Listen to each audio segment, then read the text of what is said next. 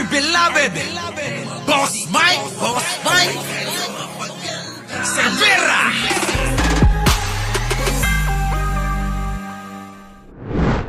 Questionin ni Senador Bato. Bukod kay Sara, etong si Bato, na di umano'y syota niya, may nagbalita niya na, Bato, ano na? Ikaw din, takot na. Pasok! Sakaling matuloy, kukwestiyonin ni Senador Bato de la Rosa ang pagsusumite sa International Criminal Court ng certified transcript ng pagdinig ng Senado sa Duterte drug war. Nakatutok si Mav Gonzales.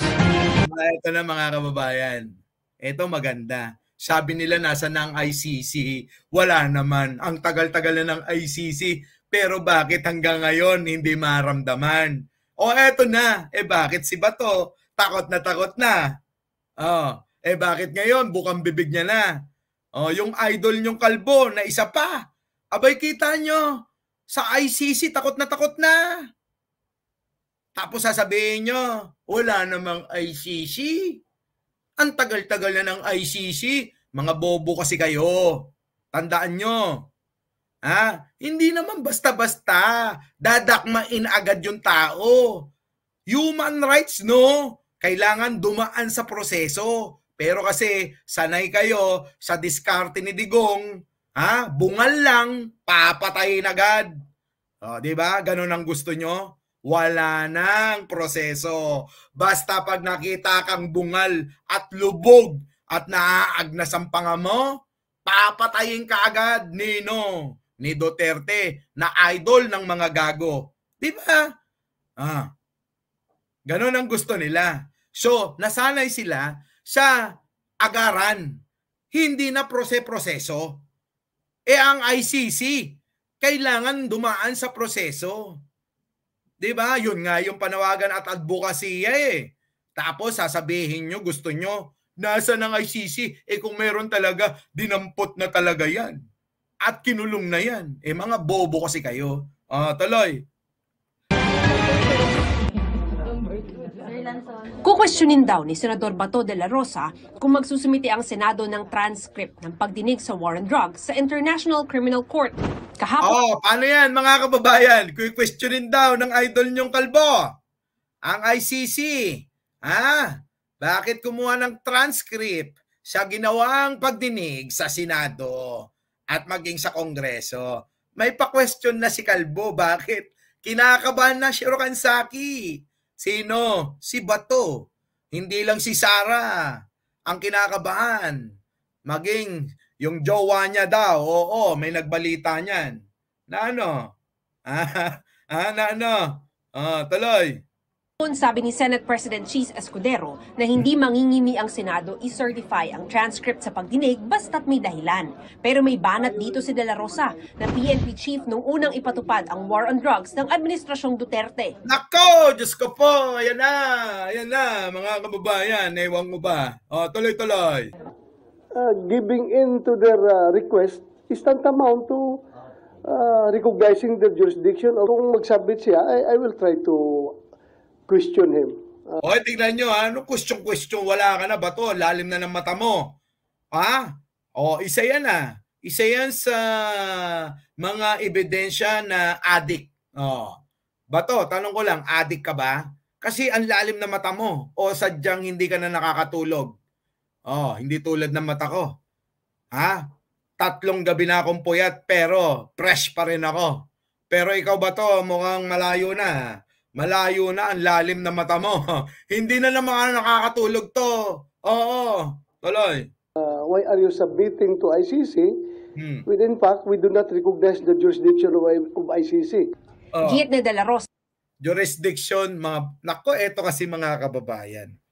Yung jurisdiction na tinatawag nila, lagi nilang pinipilit at pinamumuka sa mga Pilipino, sa taong bayan. Jurisdiction, wala na daw. Wala. Ang Supreme Court nga mismo na nagsabi na may jurisdiction pa rin ang ICC mula nung naging membro at nung kumawala tayo dahil kay Digunyo. Tuloy. malinaw ang posisyon ng Malacanang na hindi kinikilala ng Pilipinas ang jurisdiksyon ng ICC. Kaya kung may manghihingi ng certified true copy ng transcript, dapat tanungin daw muna ng Senate President kung sino ang nanghihingi at para saan. Pag sinabi, Huwag mo nang turuan ba to? Ha? Wala na. Oo, wala na kayong magagawa. Nasa kasaysayan at nasa tadhana nyo na ang makulong sa ICC. Kaya yung mga DDS dito, mag-iiyakan to. At ano na magagawa nila? Tanong nyo sa kanila kung sila ba ay magbabantay kay Digunyo, kay Bongo at kay Bato. Naku, malabo yan. Bakit? Puro salita lang. Tandaan nyo, puro salita lang yung mga yan. Tuloy. para sa ICC, dapat sabihin sana niya na no, giving this copy to ICC is tantamount to recognizing their jurisdiction. Ano recognizing? Bakit? Hindi ba nire-recognize? Kailangan i-recognize. Hindi naman sinasabi na i-recognize mula nang nawala tayo. Nire-recognize lang yan, mga kababayan, nung panahon na membro ang Pilipinas. Paano yan? Yun nga yung tinitignan. Tandaan nyo, ang Pangulo, tahimik lang. Pero alam nyo ba kung ano na sa isip niyan? Tanong ko sa mga bobong mga DDS na nandito, nanditong mga DDS, tahimik ang Pangulo, pero alam nyo ba, nasa isip at iniisip ni Pangulo, sige nga,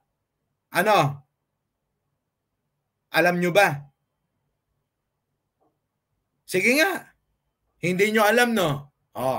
Isang halimbawa, ano ang sabi ng digong ninyo?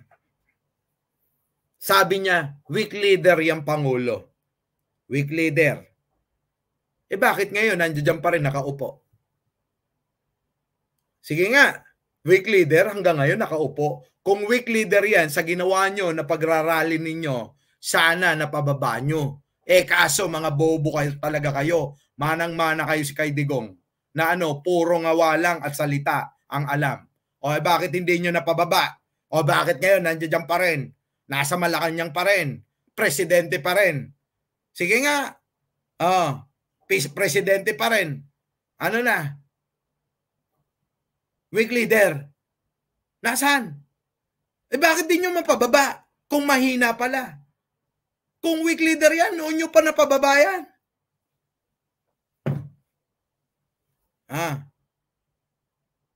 Nasaan? Ang tanong ko, bakit? Ano magkano bigayan? $1 ang pera ko, hindi ko kailangan ng bayad. Ako nagbabayad. Kasi mga bobo kayo kasi palibasa yung mga sinusubaybayan nyo, mga totoong bayaran. Nasaan? Wala. Nga. Ba't di nyo napababa? Weak leader pala. Paki-explain. Weak leader, bakit hindi nyo mapababa? Bakit tila itong mga Duterte nadidiin sa samot-saring mga issue ng pagnanakaw at pandarambong sa bayan? Weak leader? Pero bakit nandiyan dyan? Dali. May tumatawag. Hello? Oo, nagla-live lang ako. Anong oras na ba? Mga 9, tapos na ako. Okay. Nandiyan na yung meeting ko. Ano na? Sagot! Wala masagot! Ang dami pa sanang tatalakayin, no? Kaso, mga kababayan, alam nyo naman, nandito tayo sa trabaho. Ano? Nga! Hindi nyo masagot. Bakit nandiyan pa rin nakaupo? Yung tinatawag nyong weak leader? Nga?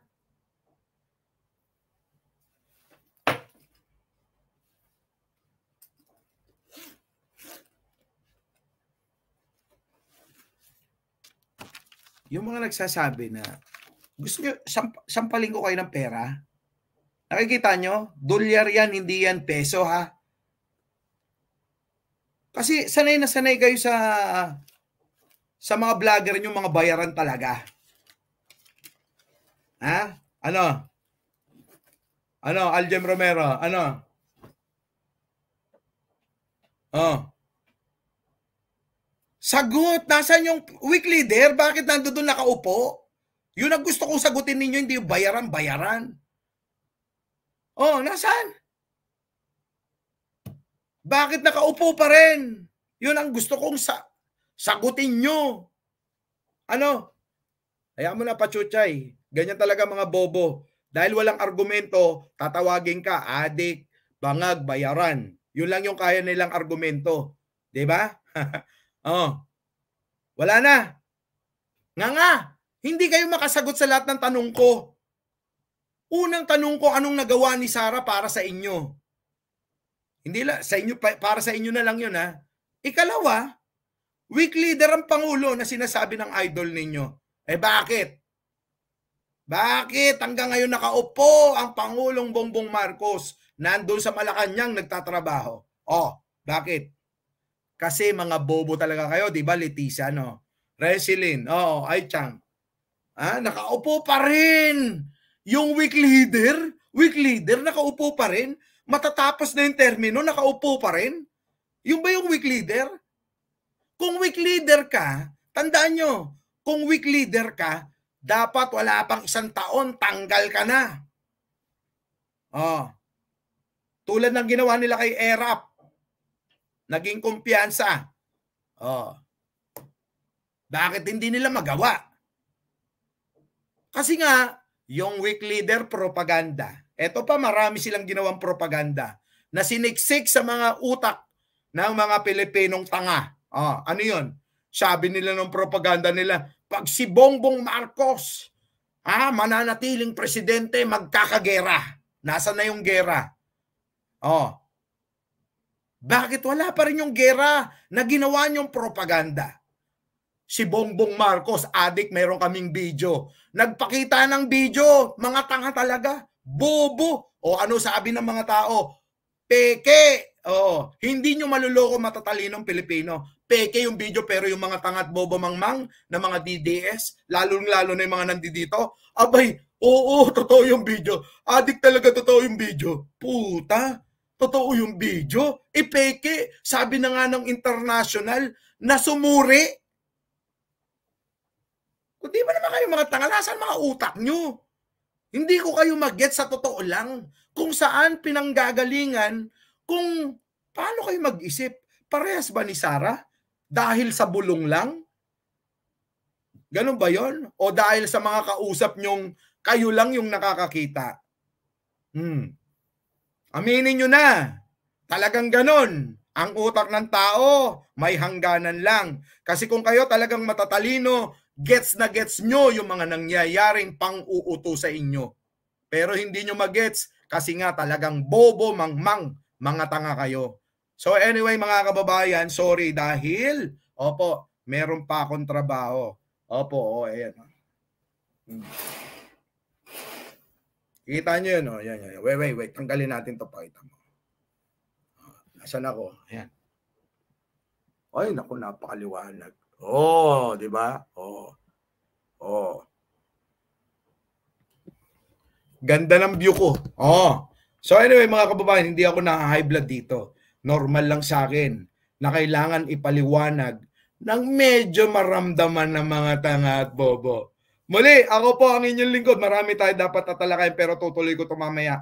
After ng meeting ko, kasi alam nyo naman ang trabaho ko, hindi lang sa Pilipinas, kundi sa iba't ibang bansa ang mga taong kinakausap ko. Babush! Our beloved Boss Mike